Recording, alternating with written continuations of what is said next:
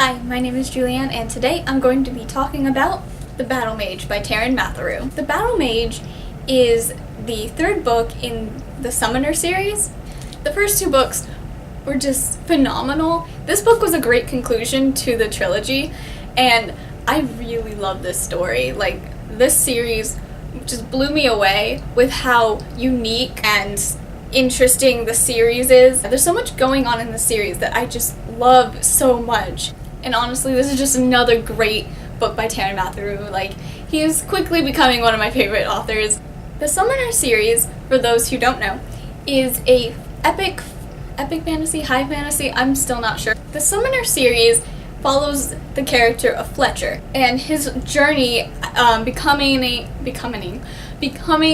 a summoner, and also there is a war going on with the orcs, and so it follows this war that's going on, and so there's a lot of fighting, a lot of action, a lot of like magic, and it's really fun. I honestly have so much fun with the series, and the third book just concluded everything beautifully, and I feel like the author did some stuff at the end that I wasn't expecting, but it was actually good and it paid off and I enjoyed it.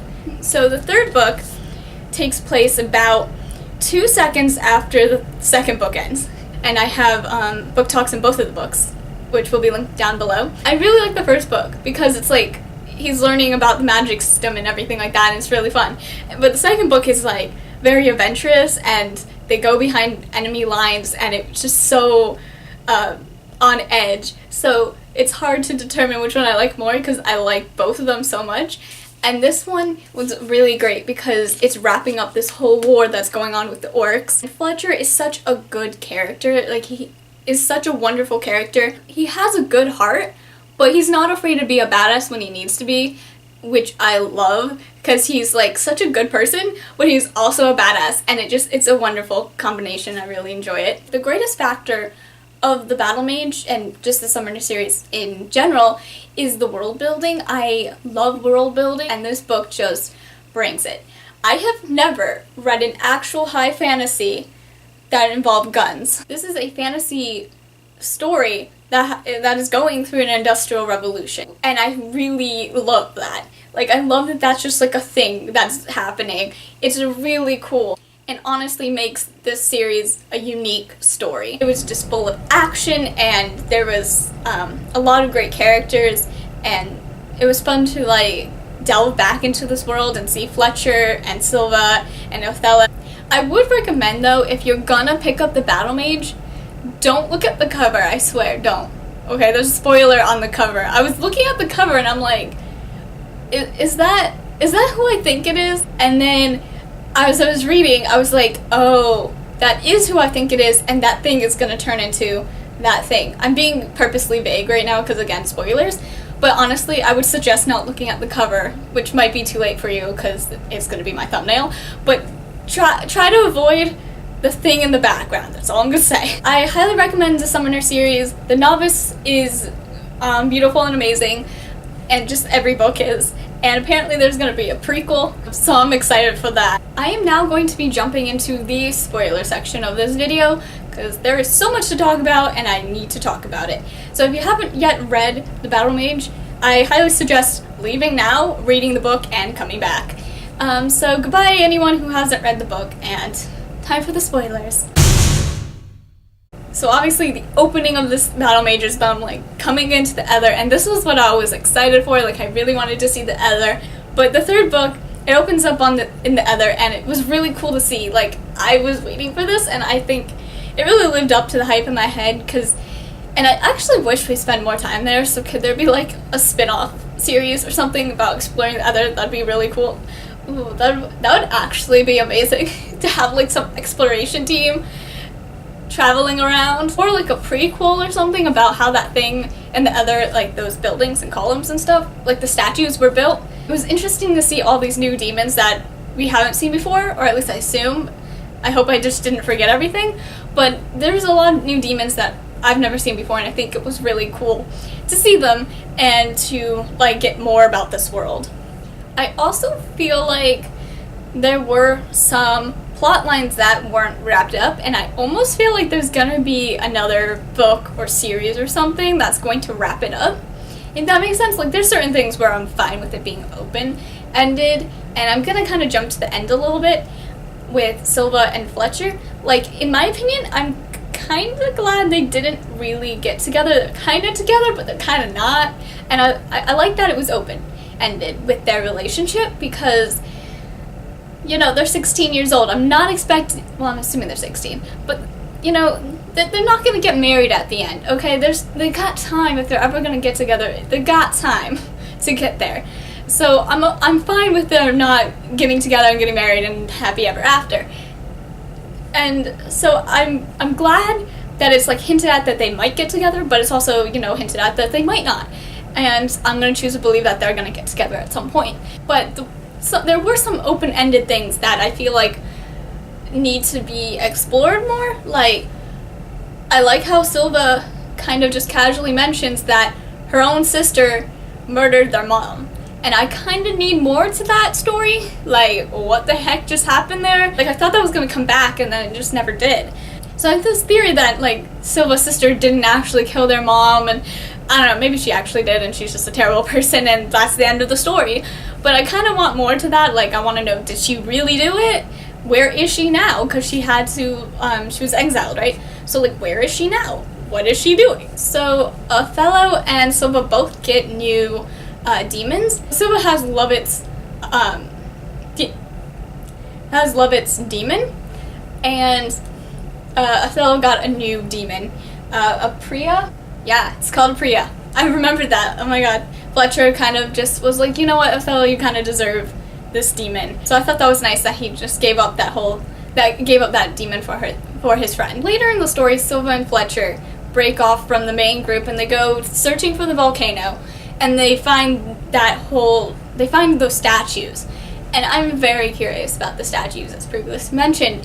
I need information. I thought we were going to come back to this, because it was like, oh, this is going to be important. And it's never mentioned again. I don't know if they're going to kind of, like, talk about it in the prequel, because possibly it's going to be said in there, and then, you know, we'll get backstory in there. There's certain things about this story where we didn't get quite an answer on, will be answered in the prequel, because I don't know if I want another book in the series, like, continuation, because I think this was a good ending, and I love Fletcher, but, you know, certain stories need to end, and if we drag it out too much, it's not going to be as fun. So I feel like Fletcher's story is done, but I think there's so much more that could happen in this world, and I would love to have more books that are in this world. But going back to this whole statues, I'm very curious to see what built them. Like, was it the demons? Because I don't think it would be. And I feel like it would have been humans, or there was something, maybe some humanoid thing living in the Ether that maybe got wiped out. I don't know. I really want more information on this, and I hope we do get more information on this. Anyways, they make it to the volcano. Fletcher decides to leave, and he said, Silva, you have to get out of here, when the orcs showed up. And then Ignatius, that's how I pronounce his name, am I correct? In the first two book reviews, I purposely have not said the demon's name because I wasn't sure if I'm pronouncing it right, but I'm attempting now, and I'm calling him Ignatius, and I hope that's correct. It probably isn't. But Ignatius is like, I'm gonna go jump into a volcano, have fun. And so Khan shows up, and Fletcher's stuck there. They're talking and stuff, and Khan wants Ignatius. I was not expecting Fletcher and Khan to meet so early. Like, in this book, I thought there was going to be the meetup when they first meet each other. In the third book was going to be later. So I think it's interesting that we got it earlier in the story. So the thing that I was talking about in the beginning in the non-spoiler section, where I was talking about the spoiler in the cover, was, Ignatius being a freaking dragon, or a dragon.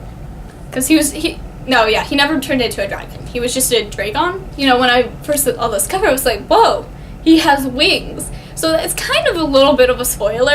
The spoiler is necessary if you want the cover to look amazing. So, I'm not complaining. It's great. Just looked at my notes. It's a drake, not a dragon.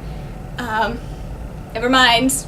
So, Fletcher faces Khan, and then Ignatius pops out of the volcano and is like, hey, I have wings, let's get the hell out of here. So they're flying away from Khan, and there's this whole like thing, you know, showdown going on in the air, and Fletcher's trying to get out, trying to get away. He makes it to the abyss, wipes out like their entire flying fleet, and Fletcher gets away, meets up with Silva, meets up with the rest of the gang, and they're back on the river. Poor Sheldon. He died. That was kind of a sad moment. So now they have to make it out of the Ether on their own. You know, they're following the strikes, and they see the Ether, and you know, for a brief moment, I thought, not the Ether, but the portal to get out of the Ether, and for a brief moment, I thought they weren't gonna make it. Like, I was so prepared to be disappointed, but they made it through, and it was such a relief.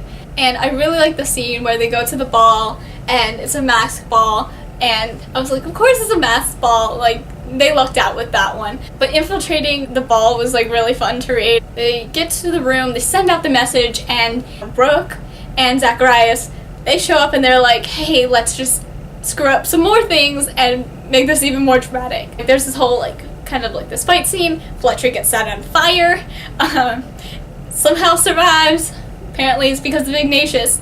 We later find out. I think that's really cool. He's like immune to fire now. There's still a lot of tension between the dwarves and the humans. Fletcher, Silva, Othello, and Cress make it to the military parade, and they make it to the front, and the dwarves in the military, they come along. The dwarves kneel down, you know, to be like, hey, we're loyal to the crown. And then Fletcher kneels down, and I just felt like that was such a powerful moment. And because everyone in the yard just like kneel down, I swear I'm getting chills again. It was such a good, it was a beautiful moment. I really enjoyed that scene. It was so beautiful.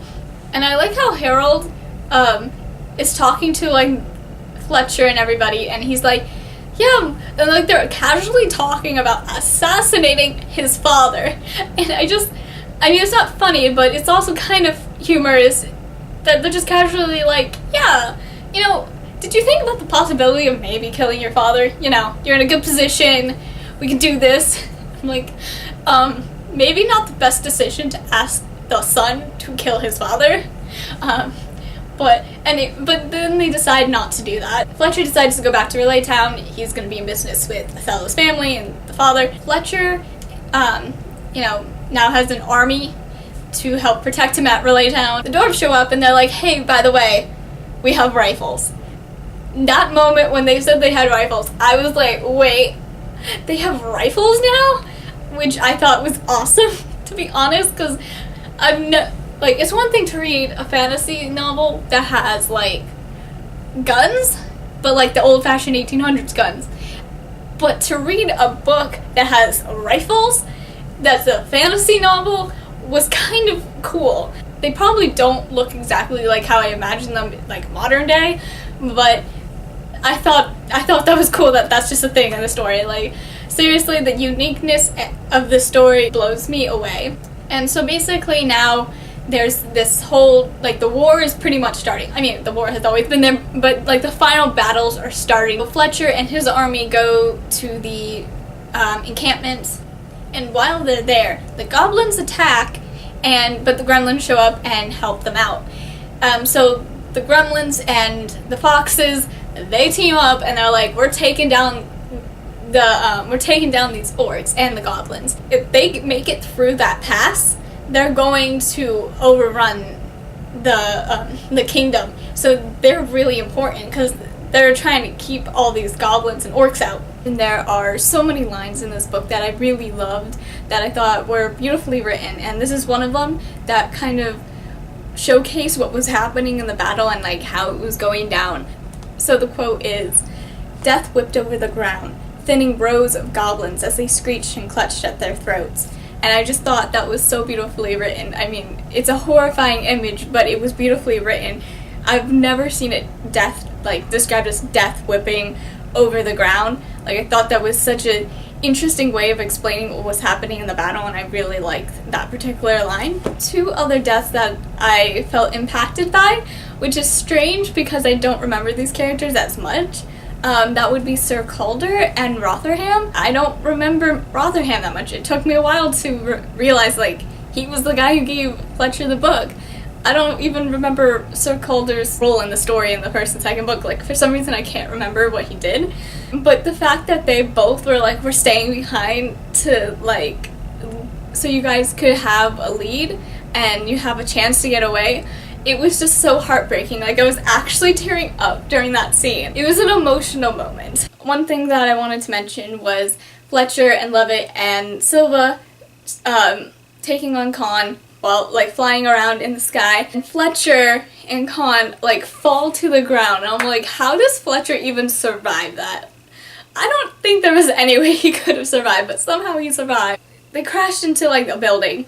I think it was Vulcans. So you have Fletcher and Silva are there, and they're taking on Khan, although mostly it's Khan and Fletcher fighting. And so Fletcher eventually, like, kills Khan, and it was, like, the moment we were all waiting for, because, like, it was gonna come to this. Once Khan was introduced and this whole orc situation was going down, you knew that Khan was gonna have to die at some point. And he did. And it was Fletcher who killed him, and it was just a great battle scene. It was wonderful to read. I mean, it wasn't wonderful for Khan, but for me, I really enjoyed that scene. And another thing about this book, I thought literally everyone was gonna die. I was, as I'm reading, I'm just like, oh my god, Fletcher's gonna die here, Ignatius is gonna die. Oh my god, when it said Othello died, I was so upset. I was like, no. I closed the book. I had to take a moment away from the book because I was like, no. No, Othello cannot be dead. Fletcher's best friend cannot die. And then I kept reading, and it was Attilo, and I was just like, oh my god, yes. I mean, yes, Othello's brother died and that was sad, but it wasn't Othello who died. So that made me happy. I was so relieved. I spent this whole book thinking, like, towards the end, I was like, Ignatius is gonna die. For some reason, that was in my head. I think maybe because I'm, like, watching too many shows where main characters die all the time.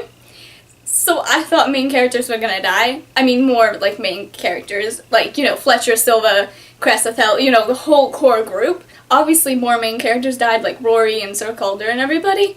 But, like, I'm particularly talking about, like, the big main characters, you know, like Fletcher and Silva. And, like, their friends. So, getting to the end and being like, oh, they didn't die was, like, the greatest feeling. I was confused at first. I was like, wait, they didn't die? Everyone survived that I wanted to survive? That was really great. It was a good feeling. I don't get that a lot when it comes to fiction nowadays. Like, I swear the 100 is like, let's literally kill off every main character for no reason. Like, there's just so many books where main characters die at the end, and it's just, like, sad. And I'm like, I just want a book where it's action-packed, full of awesome scenes, badass main character, and there's more of a happy ending at the end. And there was. So I'm really happy about that. I really enjoyed the Summoner series. I thought it was very well written, so well done. The action scenes were just brilliantly written, of course. Just wonderful characters. I honestly enjoyed the series so much, and I thought it was just such a good series, a good solid series. And again, I'm excited for any books that come out of this universe and any books that Taran Matharu is going to write in the future, because it's really amazing. Thank you for watching. I hope you enjoyed the video, and I will see you next time. Goodbye!